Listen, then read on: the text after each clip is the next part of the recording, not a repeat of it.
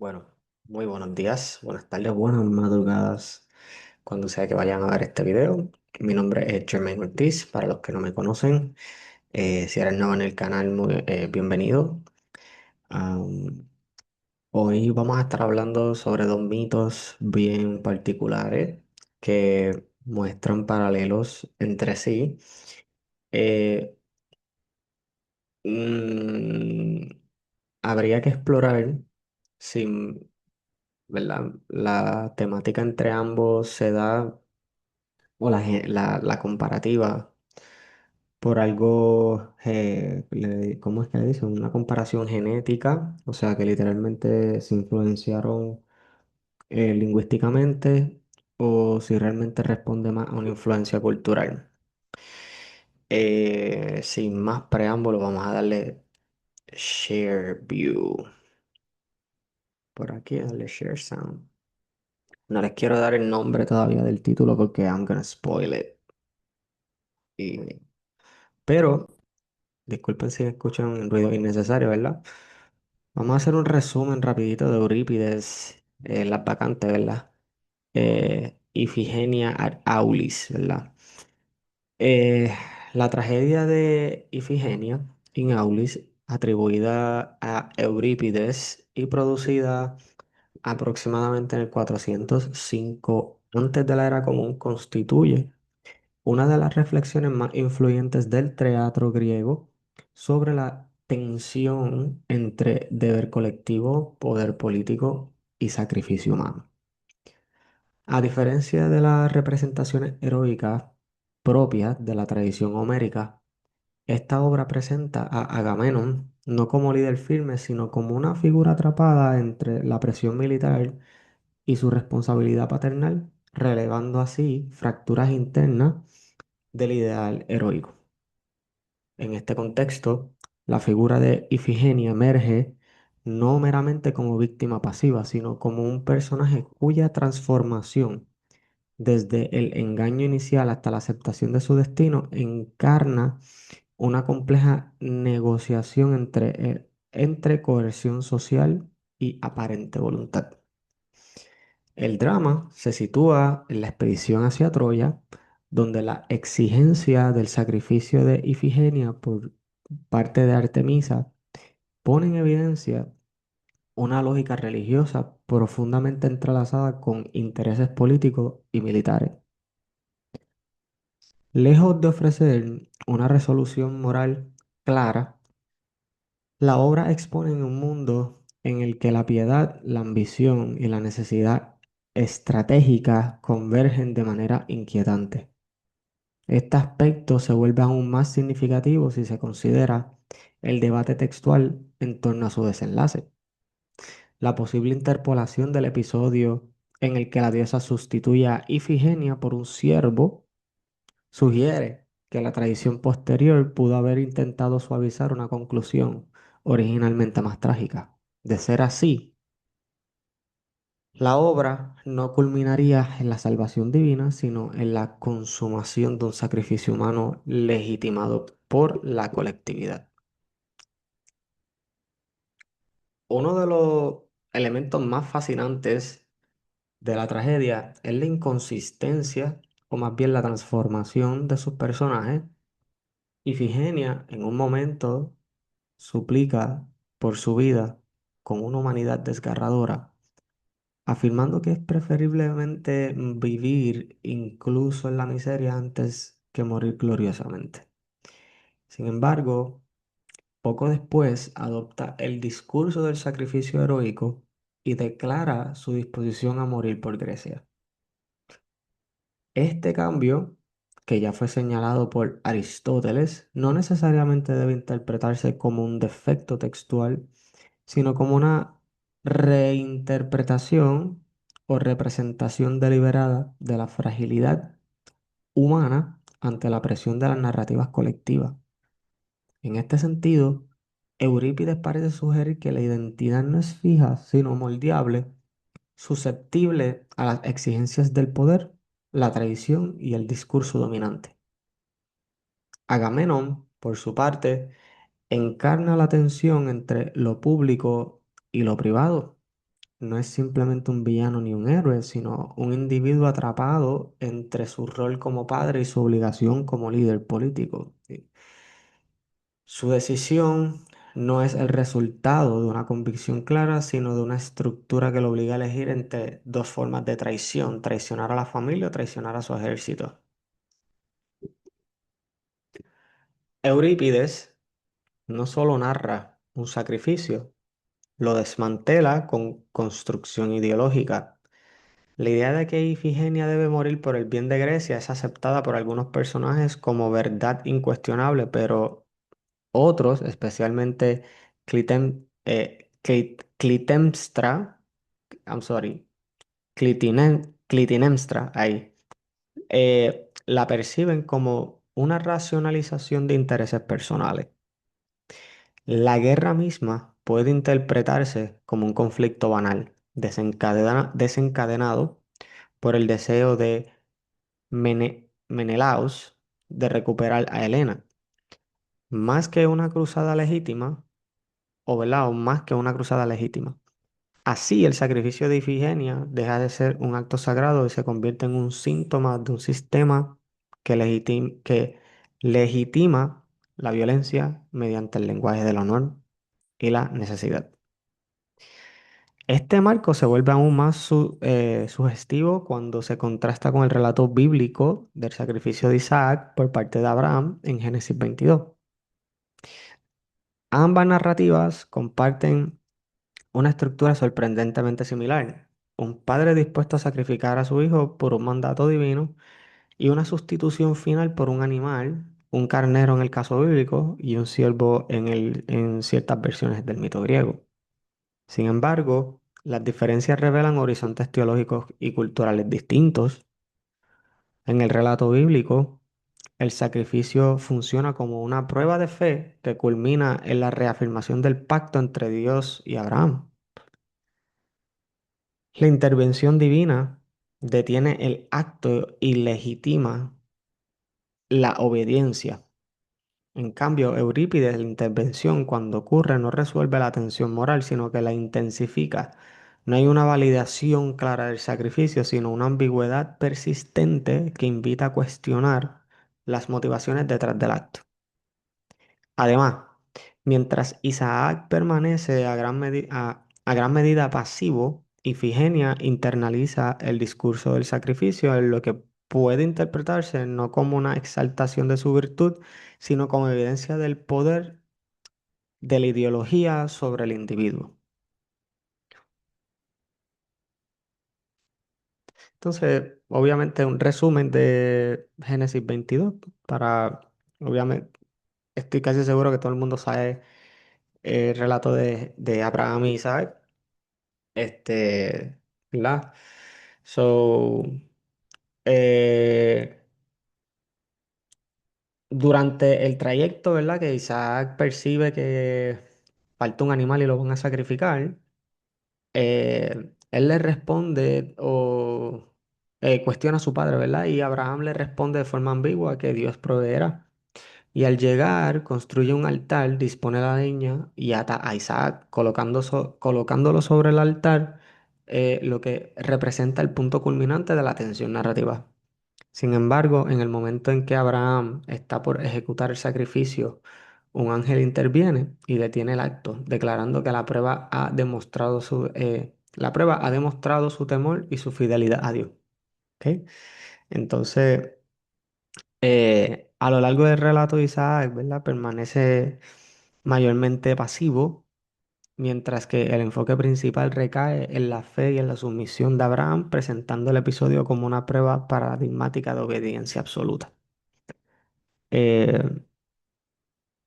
Obviamente, estos son vasijas por lo menos esta foto, una vasija del sacrificio de Ingenia, así de popular a la historia. Esto es una gema que muestra el sacrificio de Isaac y Abraham. Esto es un mosaico que muestra am, el sacrificio de Abraham. Este es el sacrificio de Ingenia, como pueden ver aquí. Eh, Cambia a Ingenia, se la lleva a la inmortalidad y propone un cordero, de la misma manera que aquí, un ciervo, perdón, aquí proponen un cordero. Es bien interesante. Yo voy a dejar el link de esta publicación, obviamente la hice yo, para que puedan accesarla y observar las fotos con mucha más tranquilidad, ¿verdad? Estos son obviamente un poquito de los sources que nosotros tenemos que hablan sobre el sacrificio de Ingenia, que no solamente Eurípides, o sea, tenemos varios autores del siglo 7 o 4, antes de la era común. Tenemos Hesíodo, por ejemplo, por leer una que esta es cortita. Hesíodo en el catálogo de mujeres afirma que Ifigenia no fue asesinada, sino que por voluntad de Artemisa se convirtió en Hécate, ¿verdad? Aquí él nos dice que hubo un cordero, ¿verdad? Este, aquí hay otra referencia de Estesícoro. Este, fragmento 2.15 dice, en su Oristiada sigue a Hesiodo e identifica a Ifigenia, hija de Agamenón, con la diosa Hécate. Y por aquí sigue, o sea, por aquí sigue las referencias de Ifigenia. Estoy viendo aquí a ver si aparece cuando ella, mírala aquí, Artemisa hizo aparecer un becerro junto al altar en lugar de Ifigenia, a quien raptó lejos de Grecia. So, algunos sources dicen becerro, otros dicen siervo, Pausanias, Higino, Ovidio, etcétera, ¿verdad? Obviamente, lejos de intentar establecer una prioridad cronológica rígida entre los relatos del sacrificio de Isaac en el Génesis y el de Ifigenia en Ifigenia in Aulis, resulta metodológicamente más fructífero considerar la posibilidad de una interacción cultural y simbólica entre ambas tradiciones, en lugar de asumir una dependencia unilateral o un origen exclusivo.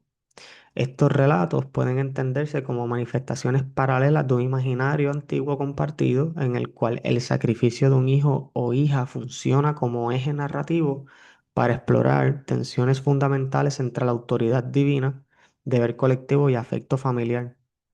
Dado el contexto de intercambios culturales en el mundo mediterráneo antiguo, especialmente durante los periodos del contacto entre el mundo griego y las tradiciones del cercano oriente, no es implausible que estos motivos hayan circulado adaptándose a marcos teológicos y sociales distintos. Así, mientras el relato de Isaac enfatiza la obediencia absoluta a la voluntad divina, el de Ifigenia problematiza a las exigencias políticas y militares que recaen sobre el individuo, revelando no una relación de dependencia directa, sino una reinterpretación contextual de un motivo narrativo ampliamente difundido.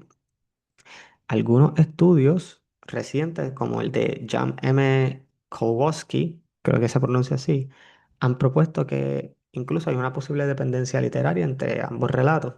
Aquí les dejé una referencia para que puedan buscar de él y leerlo, ¿ok? Sugiriendo que la Arquida, que es Génesis 22, pudo haber sido influenciada por la tradición trágica griega. Sin embargo, más allá de establecer una dirección única de influencia, resulta metodológicamente más sólido entender que estas narrativas, como expresiones de un mismo horizonte cultural compartido, en el que motivos como el sacrificio filial, la intervención divina y la tensión entre deber y afecto son reelaborados según las necesidades teológicas y sociales de cada tradición. Así, la cuestión no radica en quién copió a quién, sino en cómo distintos contextos reinterpretaron a un mismo patrón narrativo profundamente arraigado en la imaginación del mundo antiguo. Y obviamente me pareció bien interesante que mientras estaba haciendo este artículo me di cuenta que Josefo en las Antigüedades Judías, en 1.13, ¿verdad? Él habla sobre el sacrificio de Isaac Lo deja aquí, una referencia, usted le da y sale la referencia, ¿verdad? Entonces, es interesante porque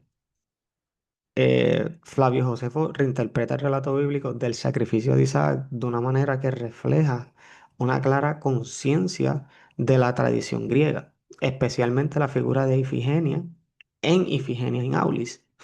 A diferencia del texto bíblico donde Isaac es relativamente pasivo, Josefo lo presenta como un joven adulto que entiende plenamente la situación y acepta voluntariamente su sacrificio, acercándolo al modelo heroico griego. Esta reinterpretación enfatiza la racionalidad, nobleza y disposición consciente de Isaac, en contraste con el tono más silencioso y ambiguo de Génesis.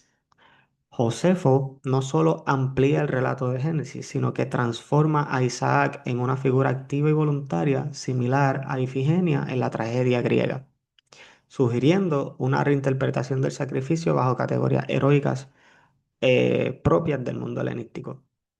Al mismo tiempo, Josefo parece utilizar esta cercanía para marcar diferencias, mientras que el sacrificio de Ifigenia está ligado a presiones políticas, como ya hemos hablado, y circunstancias externas. El de Isaac es presentado como un acto de un acto de obediencia piadosa dentro del marco divinamente ordenado. Además, Josefo suaviza elementos problemáticos del relato como el dramatismo extremo, la violencia explícita, y los adapta a sensibilidades helenísticas, evitando implicaciones teológicas difíciles y presentando a Abraham como una figura racional más que trágica. En conjunto, Josefo no solo conoce los paralelos, o muy posiblemente no conoce los paralelos de ambas historias, sino que utiliza activamente o lo utiliza para reinterpretar el relato bíblico en el diálogo con la cultura griega, resaltando similitudes formales mientras redefine su significado dentro de una teología judía. Las versiones más antiguas y trágicas del mito de Ifigenia no incluyen su rescate, sino que presentan su muerte como un sacrificio consumado, lo que sugiere que la intervención divina salvadora constituye una interpretación posterior paralela a dinámicas observables en otras tradiciones como Isaac. Al final, bueno, sí. Al final, tanto Ifigenia como Isaac funcionan como espejos culturales que revelan cómo distintas tradiciones interpretan la relación entre lo divino, el poder y la vida humana. Mientras una narrativa enfatiza la obediencia y la fe, la otra expone tensiones y contradicciones de un sistema que exige sacrificios en nombre de ideales colectivos. Eurípides, lejos de ofrecer respuestas, nos deja con una inquietud persistente, la sospecha de que en muchas ocasiones lo que se presenta como voluntad divina no es más que la proyección de deseos humanos revestidos de autoridad sagrada. La tragedia, además, es profundamente consistente en su lugar dentro de una tradición literaria más amplia. Eurípides dialoga con autores anteriores como Hesiodo, Esquilo y Sófocles, así que con la épica de Homero, eh, critica y psicológica Dios mío, voy a leer eso de nuevo, perdóname. Eurípides dialoga con autores anteriores como Hesíodo, Esquilo y Sófocles, ¿verdad? Así como la épica de Homero, reconfigurando elementos conocidos para ofrecer una lectura más crítica y psicológica del mito. Ahora sí, perdonen que me confundí.